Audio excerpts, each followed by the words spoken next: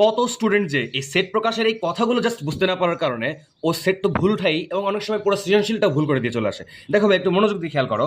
দেখো এই যে প্রতীকটা দেখতে পাইতেছো, এটা তোমার হচ্ছে স্বাভাবিক সংখ্যার সেটের প্রতীক, স্বাভাবিক সংখ্যার প্রতীক। এখন বলবো ভাই স্বাভাবিক সংখ্যা কোনগুলো? এই যে 1 2 3 4 5, এই যে 1 থেকে শুরু করে নর্মালি যে ন্যাচারালি যে সংখ্যাগুলো যাচ্ছে 1 2 3 4 5 6 7 8, এগুলোই তোমার স্বাভাবিক সংখ্যা। হ্যাঁ, এই আমি যদি তোমাকে বলি তোমার কাছে 10টা 1000 টাকা নোট আছে, এখন গোনা শুরু করো তো কিভাবে গুনবা? 1 2 3 4 5 6 7, এভাবে তো গুনবা নাকি?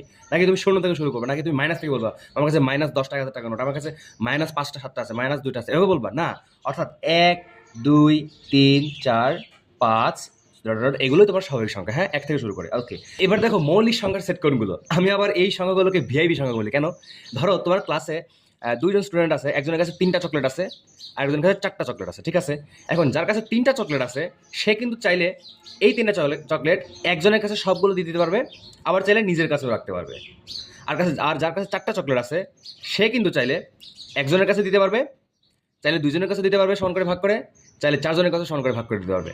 অর্থাৎ যেই সংখ্যাগুলোকে এক এবং ওই সংখ্যা ছাড়া আর অন্য কোনো সংখ্যা দিয়ে ভাগ করা যায় না, অর্থাৎ যেই সংখ্যাগুলোকে এক এবং ওই সংখ্যা ছাড়া আর অন্য কোনো সংখ্যা দিয়ে ভাগ করা যায় না, তাকেই মৌলিক সংখ্যা বলা হয়। যেমন আমি যদি বলি 2 একটা মৌলিক সংখ্যা, 3 একটা মৌলিক সংখ্যা, 5 একটা মৌলিক সংখ্যা। হ্যাঁ, এখন বলবো, অনেকেই তো বলবো যে একও তো হইতে পারে না, এক মৌলিক সংখ্যা না, এক সহ মৌলিক সংখ্যা। কেন?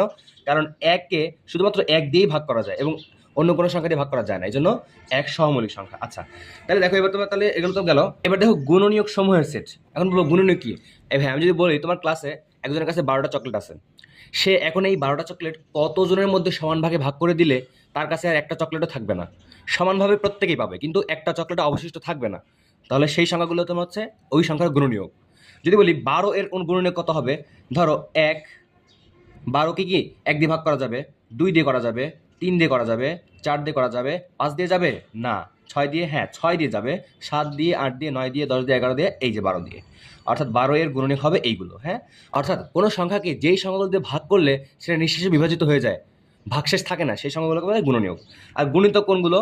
গণিতক হচ্ছে নামটা বলবো জাস্ট। যদি বলে 2 এর গণিতক কোনগুলো? 2 একে 2, 2 দুগুণে 4, 3 দুগুণে 6, 4 দুগুণে 8, 9, 5 দুগুণে 10, এরকম। হ্যাঁ, এবার আসলে পূর্ণ সংখ্যার সেট। আমি যদি একটা তোমার সংখ্যা রেখা অঙ্কন করি, দেখো এখানে 0, এখানে 1 2 3, এখানে -1, এখানে -2, এখানে -3, সাপোজ। ওকে, তো এই যে দেখো শূন্য সহ ধনাত্মক, ঋণাত্মক, শূন্য সহ ধনাত্মক, ঋণাত্মক, অখণ্ড যে সংখ্যাগুলো আছে, দশমিক নেওয়া যাবে না, কিন্তু ভাঙাচোরা দশমিক নেওয়া যাবে না। শূন্য সহ ধনাত্মক, ঋণাত্মক সবগুলো মিলে একসাথে পূর্ণ সংখ্যা বলবে।